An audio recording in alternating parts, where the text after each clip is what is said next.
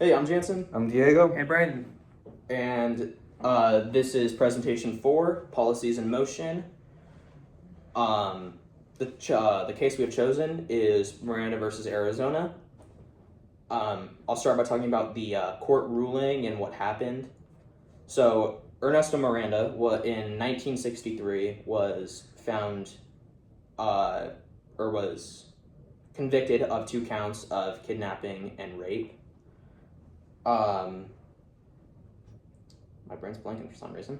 When he was taken to court, the 2 counts of kidnapping and rape were dropped due to his Fifth Amendment being violated, as he was not read his Fifth Amendment during when he was being interrogated, and it was forged, which I believe is accurate. Yeah.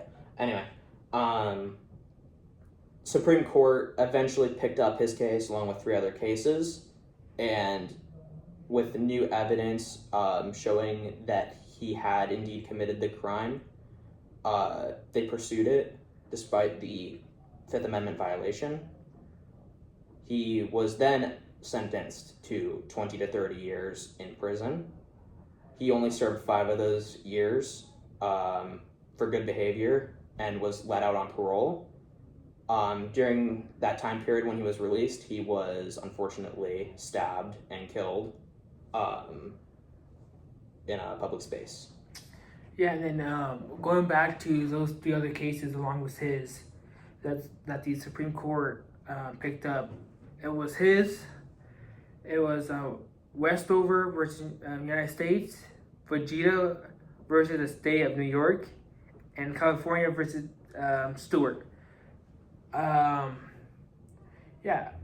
were all picked up because all 4 cases had violations of the Fifth Amendment, and I guess you could also throw in the 6th.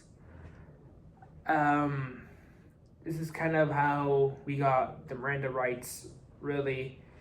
Afterwards, no officer being needed to read about it, like read them out to the suspect and stuff like that. I think go back to Jason. Yeah. Going on to legislation, the whole entire thing of Miranda rights was created following this case, where the officer gives, you have the right to remain silent, any evidence or anything you say can and will be used against you in a court of law, and stuff like that. As for public reaction, the public's reaction to the new legislation of the Miranda rights was very poor. They found it to be soft on crime and unfair for police, as it made it harder for them to make an arrest, since it made the suspect more likely just to shut his mouth and not say anything. It got to the point where even Richard Nixon stepped in and said that he would appoint judges to counteract the psychology of the Miranda rights. I guess this is kind of an earlier stage where police is starting to get away from that warrior mindset and over to the guardian mindset. But unfortunately, even to this day, Miranda rights still get broken or violated. We have 2 cases, one in I think 2010 and another in 2022 that were broken, I think. I had the next question. Analyzing examples such as body-worn cameras, Miranda rights, sentencing guidelines, or bail reform. I took the case Varga versus Teka. Deputy Varga questioned Teka at the medical center where Teka worked regarding the report sexual assault of a patient. Varga did not inform, so eventually provided a statement basically saying sorry for the inappropriate touching the patient guilt.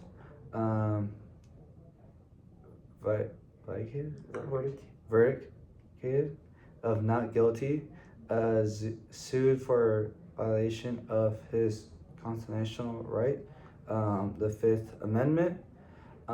Since Tekka wasn't in custody, there were no rights. There was no rights violated. It's not the only time this happens. There are multiple cases where people fight for violation of Fifth Amendment because what is said in that, right? Like what Jen said, a part of it is anything you say could and would be used against you in a court of law. I guess for verbatim it says in the rule of Miranda is in police custody.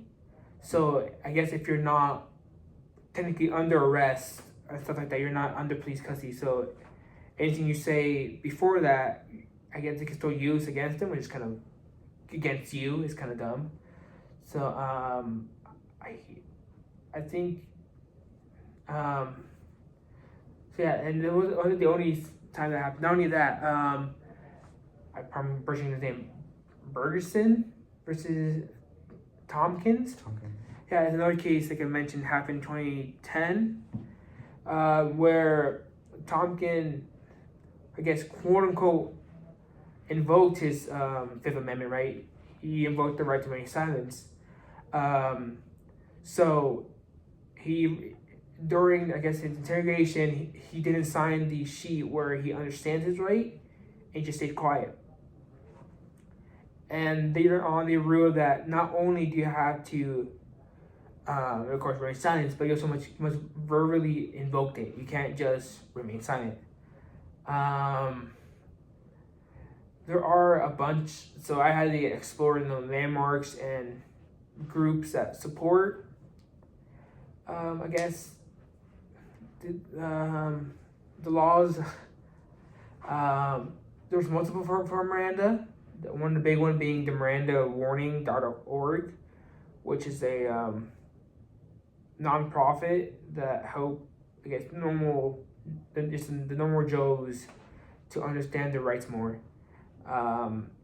It compares old cases and new cases, right, and showing how the Miranda rights can affect them or help them.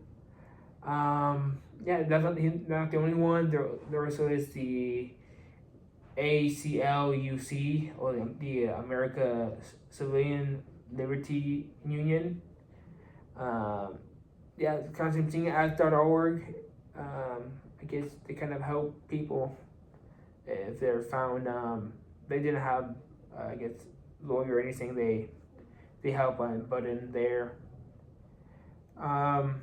Yeah, the Miranda ruling, or I guess once they applied the Miranda warning, was in 1966, where all officers are, what's the word would be like, needed? Required. Required, okay, there you go, required to at least announce the rights before questioning them and stuff like that. Like, and Miranda not only involves the Fifth Amendment, but also the Sixth.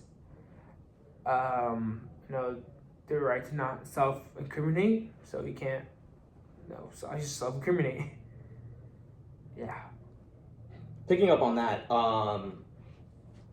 when the Miranda rights are not read, evidence that if they don't say the Miranda, like they don't say it, and the guy just starts talking and saying they can't use all the stuff that he's saying. Like if they're like, you gotta tell us this and you gotta tell us that, but they don't ask to say Miranda, they don't say, you have the right to remain silent.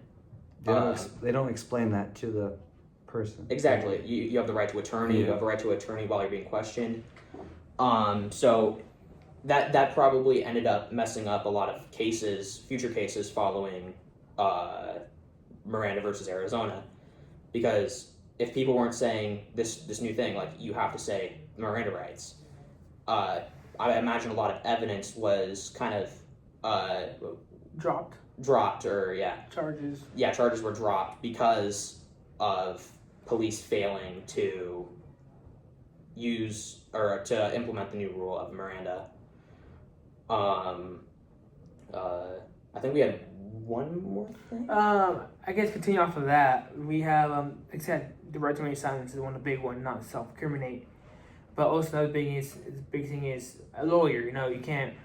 Someone, I guess not your average Joe knows about the law. So, People are more like knowledge about it. yeah, And so and people at know least, about it. yeah, and at least during a court, right?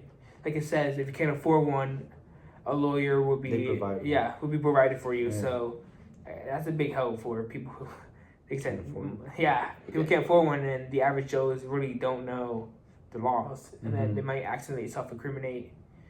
And wordings are super important in the justice system. And adding with that, people back then didn't know that knowledge, and nowadays people know that knowledge because it's more like what's that word? Common. Yeah, more Yeah. common. So Yeah. I don't know. I think that's about all we had for Miranda and his case. Yeah,